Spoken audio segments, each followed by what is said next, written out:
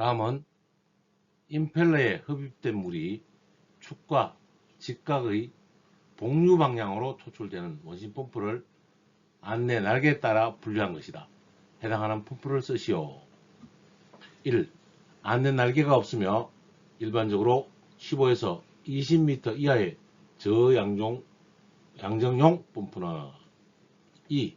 안내 날개가 있고 일반적으로 20m 이상의 고양정용 펌프는 두 가지를 물어보고 있습니다. 임펠러에 흡입된 물이 축과 직각의 복류 방향으로 토출되는 펌프네요. 펌프 날개가 이렇게 있고요. 직각의 펌프의 축과 직각으로 물이 들어와요.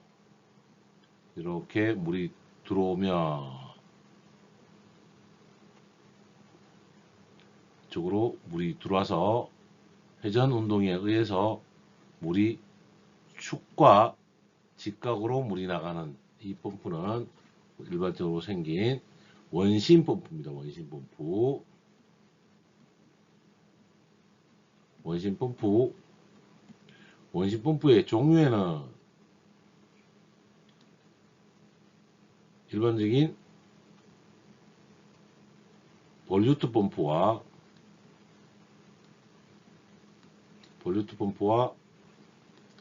터빈 펌프가 있습니다.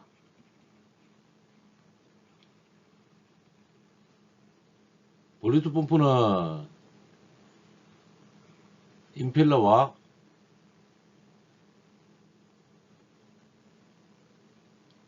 케이싱 사이에 아무것도 없고, 터빈 펌프는 안내 깃 또는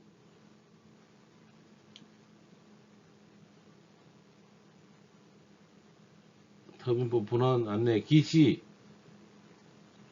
들어있는 것을 터빈 펌프라고, 볼류트 펌프는 양정이 20m 이하에 사용하고, 터빈 펌프는 20m 이상의 고양정에 사용하는 것이 되겠습니다. 그래서 1번의 답은 볼류트 펌프고, 저양종류의 복류 방향으로 축과 직각되는 부분은 볼류트 펌프, 안내 날개, 안내 깃이 있는 것은, 고양정에 쓰이는 것은 터빈 펌프가 되겠습니다. 이외에 사류 펌프도 원심 펌프의 하나로 들어갑니다. 원심 펌프 3가지. 그 다음에 충류 펌프,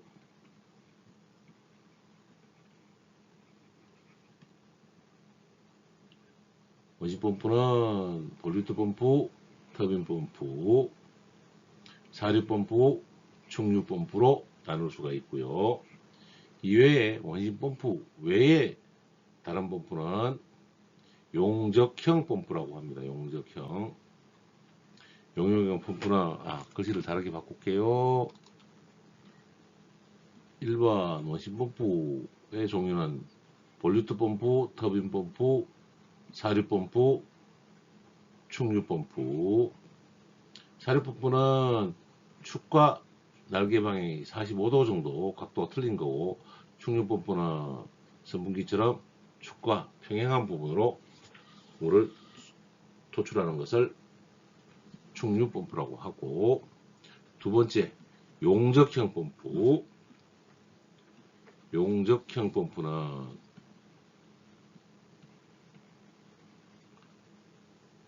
왕복식이 있고요. 왕복식 펌프는 피스톤 펌프, 그 다음에 플런저 펌프 등이 있습니다. 두 번째는 회전식 펌프가 있습니다. 회전식 펌프는 기어 펌프, 나사 펌프, 그 다음에 Z 펌프 등이 있습니다. 그 다음에 특수형 펌프가 하나 더 있죠. 말 나온 김에 좀 짧게 쓸까요? 특수형 펌프는 와류 펌프, 기어 펌프, Z 펌프는 특수형 펌프에 들어갑니다. Z 펌프, 나사 펌프, 기어, 회전 펌프는 기어 펌프, 나사 펌프, 메인 펌프네요. 메인 펌프, 다이아프램 펌프도 있겠습니다. 회전식 펌프에는 다이아프램 펌프도 왕복식에 들어가고, 특수형 펌프는 와류 기어 Z 펌프의 분류를 해보았습니다. 펌프는 크게 원심 펌프, 용접형 펌프, 특수 펌프로 나누고, 원심 펌프는 볼류트, 터빈, 사류, 충류 펌프로 나눌 수 있고, 용접식은 왕복식과 회전식으로 나눌 수 있습니다. 왕복식은 피스톤, 플런저 펌프 등이 있고, 회전식은 기어식, 나사식, 다이아프램식으로 나눌 수 있고, 특수형은 와류식, 기어. 다음에서 설명하는 현상에 대하여 답하시오 했습니다. 흡입 양정이 크거나 회전수가 고속일 경우에 흡입관의 마찰 증가 저항에 따른 압력 강화로 수중에 함유하고 있던 기체가 분리되어 작은 기포가 다수 발생하는 현상은 1번 이 현상을 무엇이라고 하는가? 기체, 즉 공기가 분리되는 현상입니다. 이 부분은 캐비테이션 현상입니다. 캐비테이션 현상은 흡입 양정이 크거나 회전수가 고속일 경우, 물의 온도가 높을 경우에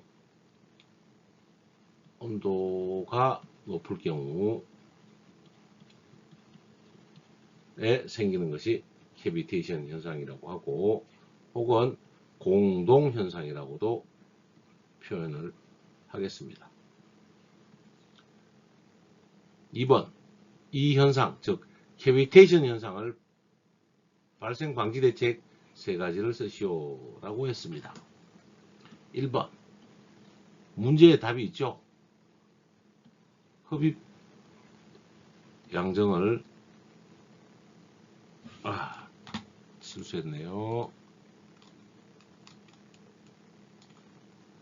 흡입 양정을 줄이면 되겠죠. 흡입 양정이 커서 그렇다고 했으니까 양정을 짧게 한다.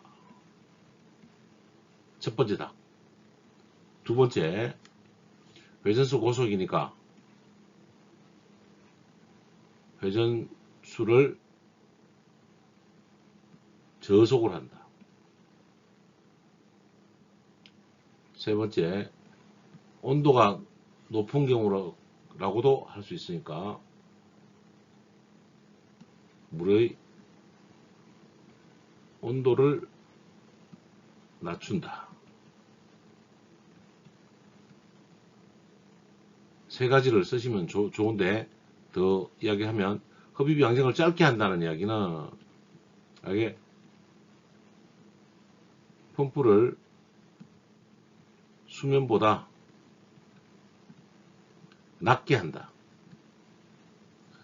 5번째, 펌프를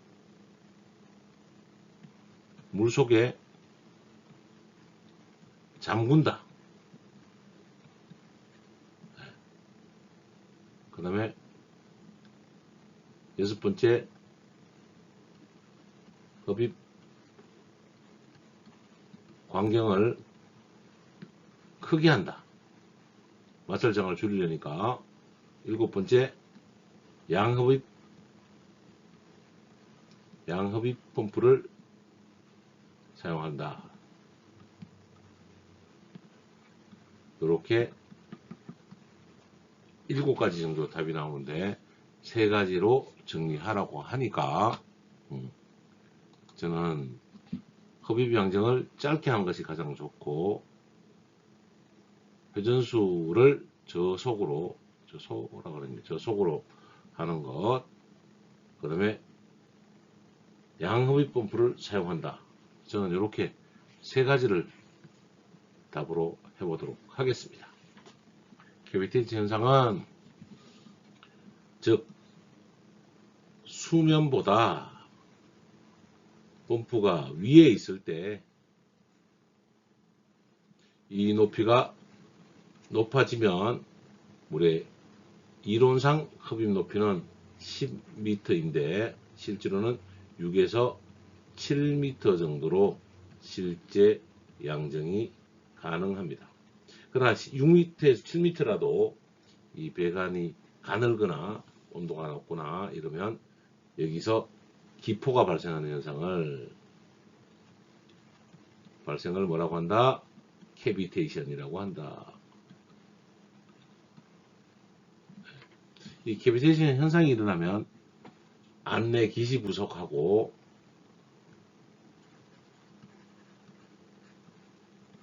부식하고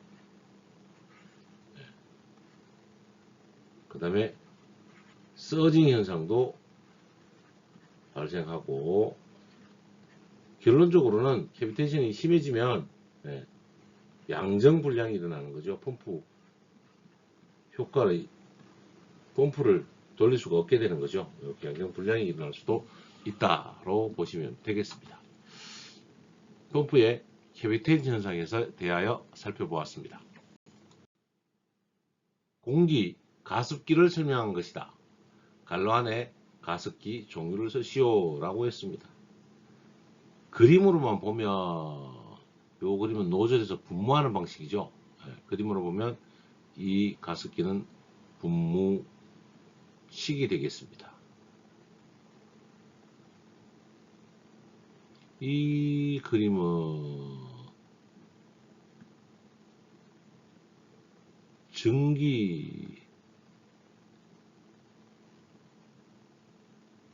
압력에 압력까지 있으니까 이 2가지 다 밑에 트랩도 있네요. 전기 공급식이 되겠습니다. 종류와 설명이 있네요.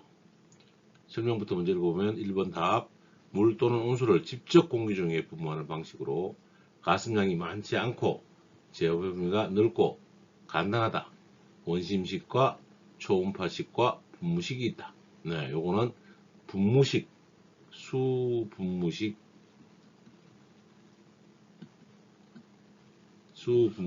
가습기가 되겠습니다.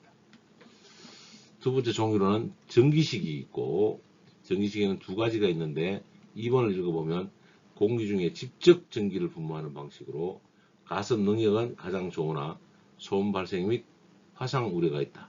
전열식, 전극식, 적외성식이 있다네요. 이거는 전기 가열식 혹은 전기 발생식이 되겠습니다. 직접 발생하는 방법이죠. 2개 중에 1개의 답을 덜치면 되겠습니다. 전기 공급식은 외부로부터 만들어진 전기를, 즉 보일러에서 만들어지는 전기죠. 공급받아서 공기 중에 분사하는 방법으로 노즐 분무식과 과열 전기식이 있는데, 이 부분이 노즐 분무식이 되고 이 부분이 과열 전기식이 될 것으로 사료가 됩니다.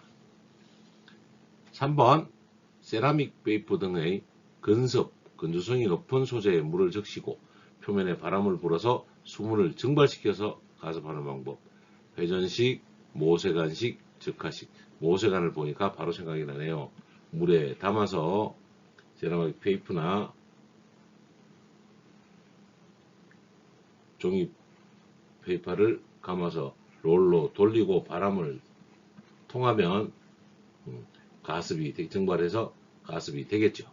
이 방법은 기화식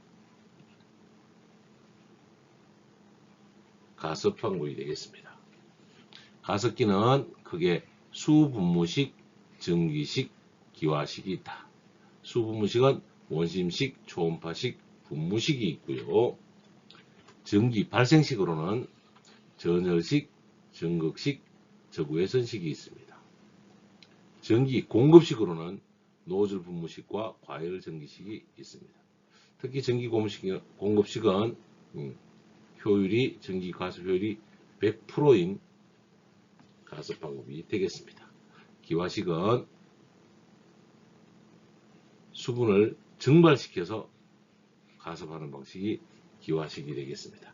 회전식, 모세관식, 적하식이 있습니다.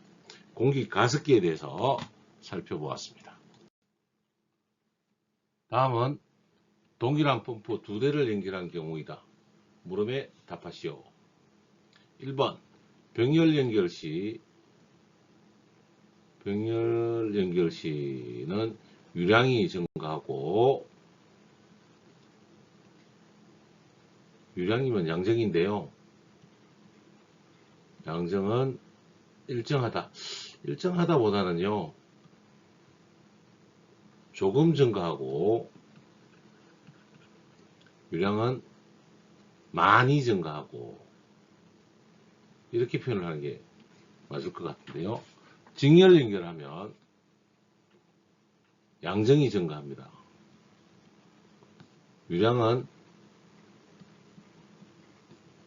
일정한 게 아니고 조금 증가합니다. 근데 이거 뭐 양정 유량만 넣으면 되는 거라서 이렇게 보긴 하지만, 정확하게 보시면 펌프를 병렬 운전이 먼저니까 병렬 운전부터 보면 한 대의 유량 곡선이 이렇게 된다는 거죠. 이 유량을 두 대를 병렬로 하면 이렇게 두 개의 곡선이 만들어져서 유량이 실제 한 개보다 더 증가하는 것을 살펴볼 수 있습니다. 두 배로 증가하지는 않습니다. 근데 양정도 일정하게 증가합니다. 많이 증가하지 않지만 양정도 증가합니다. 양정이 일정하다고 하는 건 정확한 표현은 아닙니다. 펌프 직렬 운전 시에는 유량이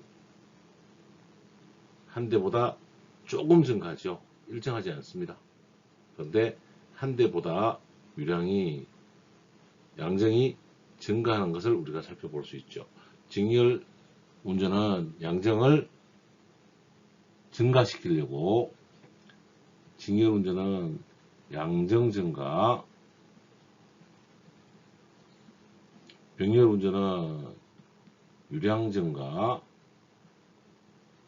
이렇게 살펴두시면 펌프 두 대를 연결했을 때 물음에 답할 수 있습니다.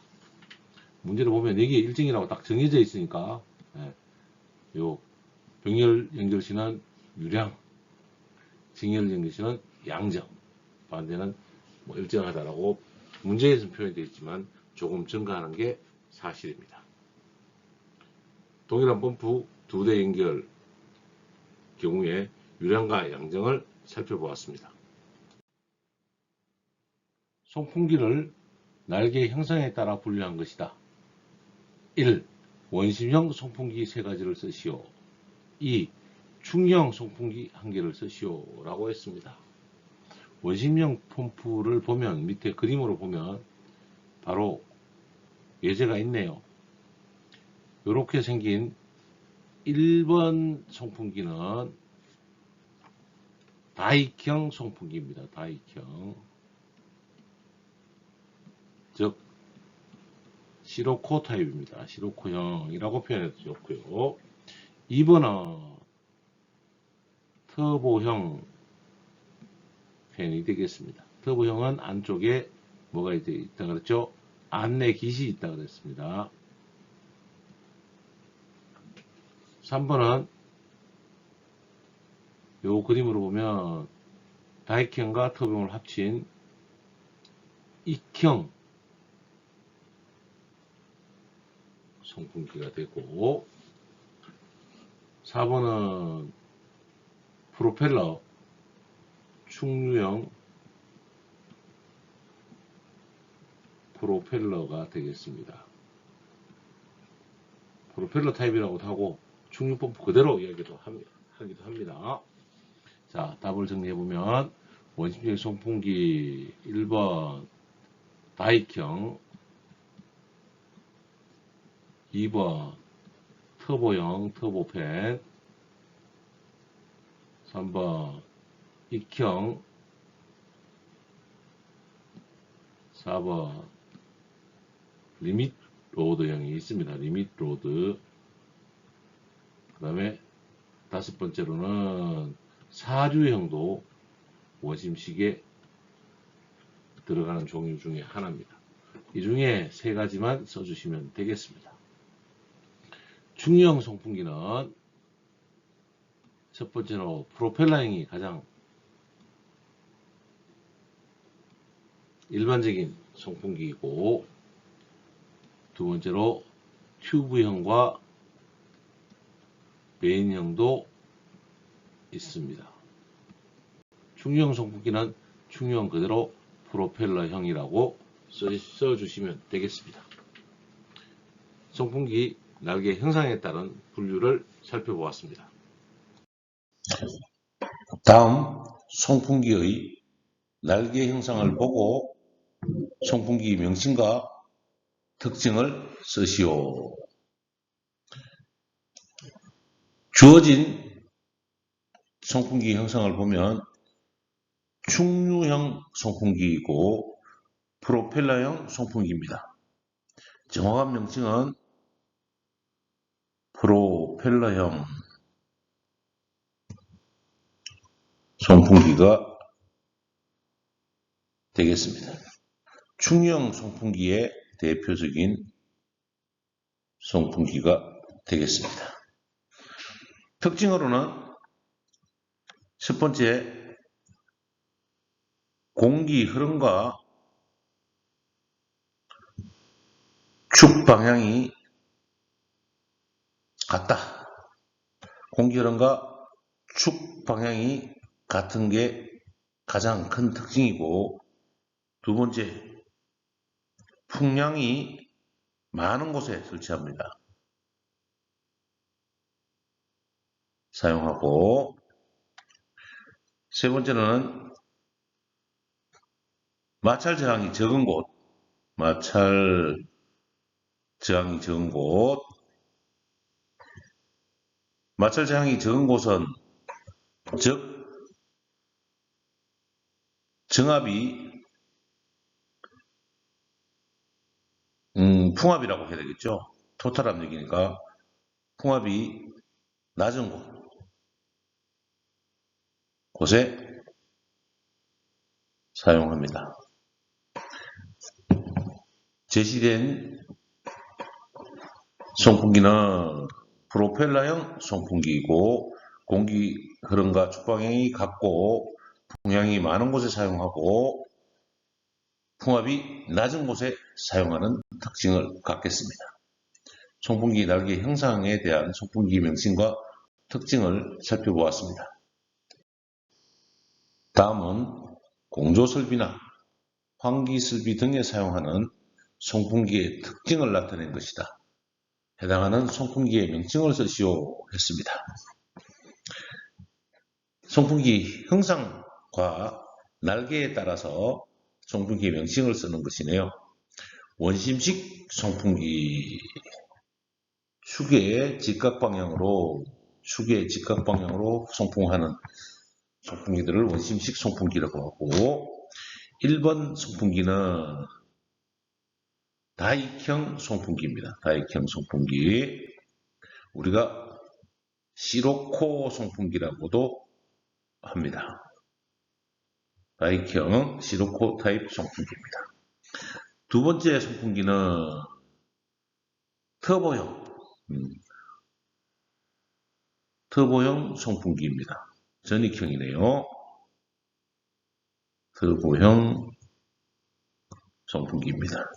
다익형은 송풍기 폭이 넓고 작은 전곡식 철판을 접어놨고, 터보형은 한쪽에 안내깃이 있고 송풍기 폭이 좁습니다. 후곡형으로 되어 있습니다. 3번은 다익형과 터보형을 합친 익형 송풍기입니다. 익형 송풍기가 되었습니다. 다익형의 장점과 터보형의 장점을 합친 것을 우리가 익형 송풍기라고 하고, 풍향이 많거나 적당한 부분에 우리가 쓸 수 있는 것이 되겠습니다. 4번은 충류형 송풍기입니다. 충류형 송풍기 중에서도 프로펠러형이 송풍기가 되겠습니다. 충류형 송풍기의 종류를 쓰시오. 프로펠러형 송풍기 이렇게 써야 되는데, 정확하게는 프로펠러형 송풍기가 4번의 정확한 명칭이 되겠습니다. 송풍기 형태에 따른 명칭을 살펴보았습니다. 공기를 이송하는 송풍기의 특징을 나타낸 것이다. 해당하는 송풍기의 명칭을 쓰시오. 1번, 날개의 끝부분이 회전 방향으로 굽은 전곡형으로 동일 용량에 대해서 다른 형식에 비해 회전수가 상당히 작다. 공조용에 많이 사용된다. 전곡형이라는 것은 바람이 나오는 방향에 따라서 회전형 원심식 송풍기가 있을 겁니다. 축의 직각 방향으로. 이때 날개가 앞으로 굽어 있는 것을 전곡형이라고 합니다.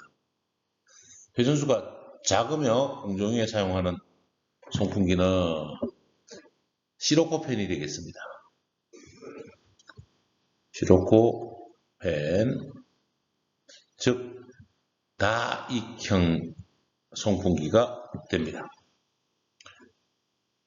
2번, 회전 방향의 뒤쪽으로 굽은 후향 날개로 효율이 높고 논-오버로드 특성이 있으며 고속에서도 비교적 정수간 운전, 고속에서 정수간 운전, 후향 날개의 효율이 좋은 것은, 후향 날개에서 가장 좋은 것은, 후향 날개는 이렇게 생긴다는 이야기죠.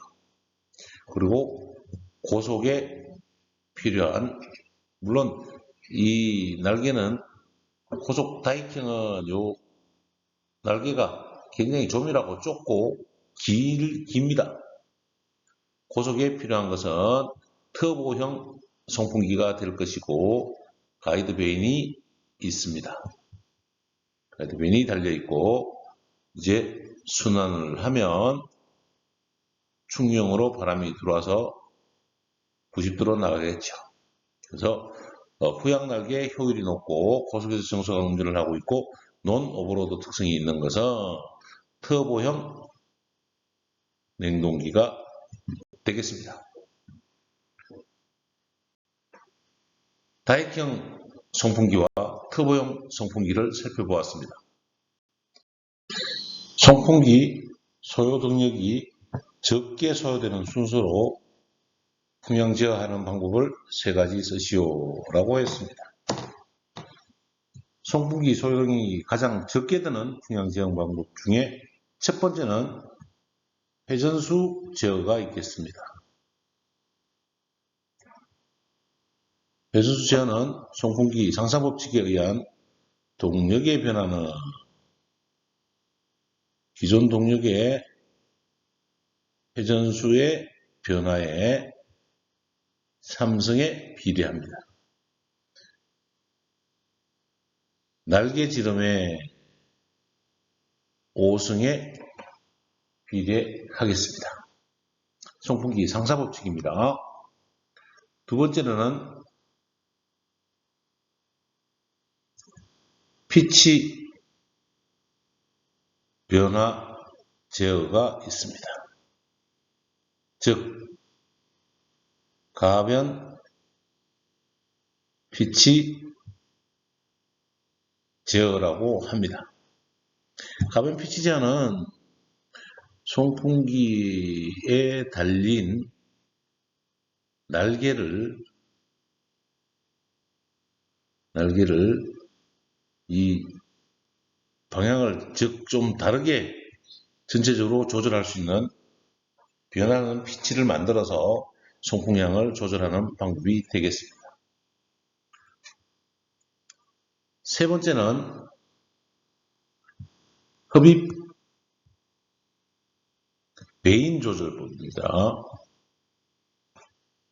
흡입 베인은 송풍기 들어가는 흡입 측에 가변 베인을 설치해서 이 베인을 조였다가 늘렸다 하면서 제어하는 방식이 되겠습니다. 네 번째는 흡입 댐퍼의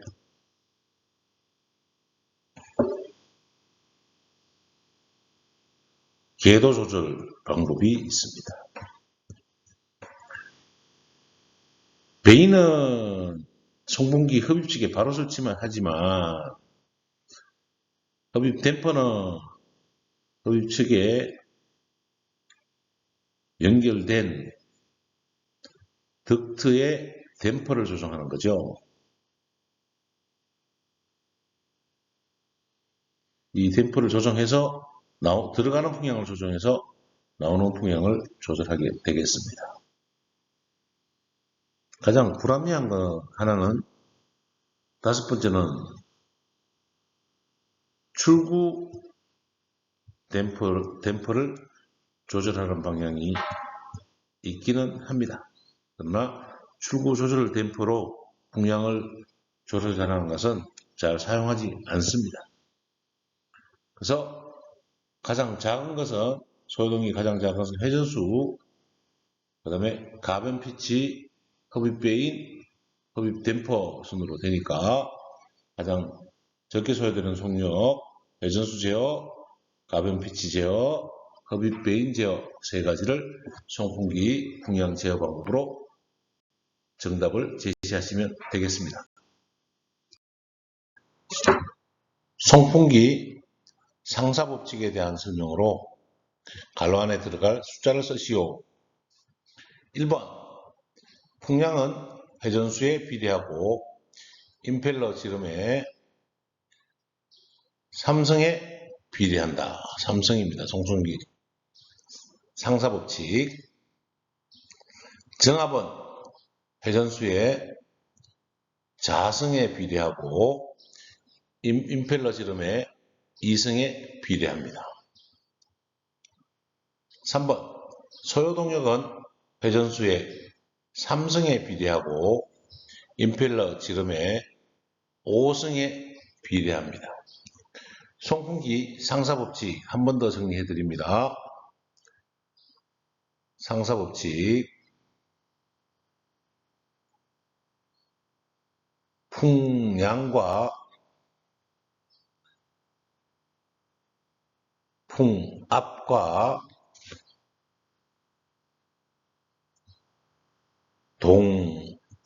동력의 비는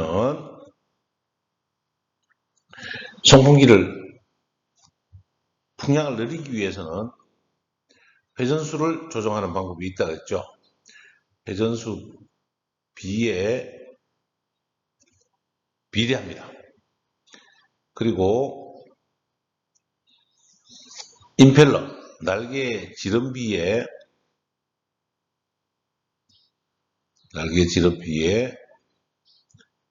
삼승에 비례하게 됩니다. 압력은 회전비의 자승에 비례하고 임펠러 지름비의 자승에 비례합니다. 동력은 회전비에 삼성에 비례하고 임펠러 날개 지름비에 5성에 비례하게 됩니다. 파란색은 송풍기 상사법칙이 되겠습니다. 말이 나온 김에 펌프의 상사법칙은 지름비를 없애고 풍량은 회전수에 비례하고 수도압은 정압은 회전수의 자성에 비례하고 동력은 회전수의 삼성에 비례한다. 이렇게 상사법칙에 대해서 살펴보았습니다. 상사법칙 기억해 놓으시는 것이 중요하겠습니다. 500rpm으로 운전되는 송풍기가 300m³/min, 전압 40mm 아쿠아, 동력 3.5kW의 성능을 나타내고 있다. 이 송풍기의 회전수를 550rpm으로 증가시켰을 때 다음 물음에 답하시오 했습니다. 1번 회전수 변화 시 풍량은, 회전수 변화 시 전압은, 회전수 변화 시 동력은 어떻게 변하는가? 상사법칙이네요. 송풍기 상사법칙, 송풍기 상사법칙은 풍량은, 회전수 변화를 바로 먼저 계산을 해줄까요? 회전수 변화는 N2는 500분의 550이니까 1.1이 나오네요. 그러면 요거를 바로 넣을 수 있죠.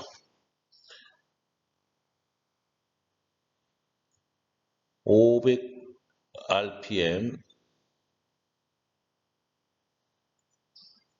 분의 550 곱하기 Q1, 즉 550 곱하기 나누기 500은 1.1이죠. 1.1 곱하기 풍량은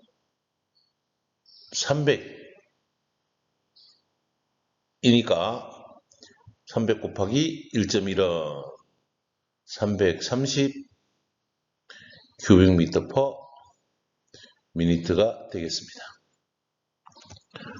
1번. 2번 회전수 변화 시 전압은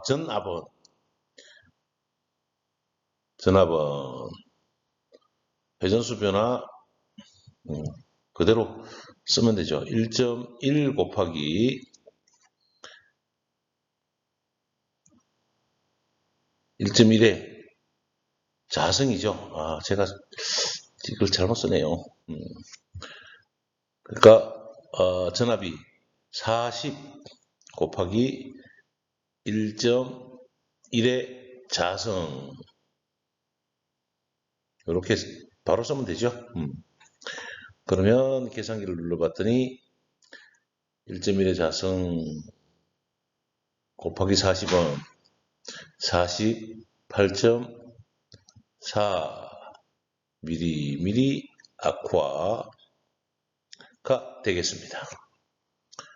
세 번째, 킬로와트는, 두 번째 킬로와트죠. 는 1.1에 삼성 곱하기 동력 3.5kg네요. 3.5kg. 이렇게 계산을 하면 1.1에 삼성 곱하기 3.5는 4.6548. 자, 그러니까 4.66 셋째 자리에서 반올림해서 바로 쓰겠습니다. 4.66kW가 되겠습니다. 송풍기 상사법칙 풍량은 회전수에 비례하고, 안 눌러지죠? 색깔 바꾸는데, 풍량은 회전수에 비례하고, 압력은 회전수의 자성에 비례하고, 동력은 회전수의 삼성에 비례합니다. 임펠러의 변화가 없어서 더 곱하지 않아도 되겠습니다. 송풍기 상사법칙에 대한 예제 문제를 풀어보았습니다.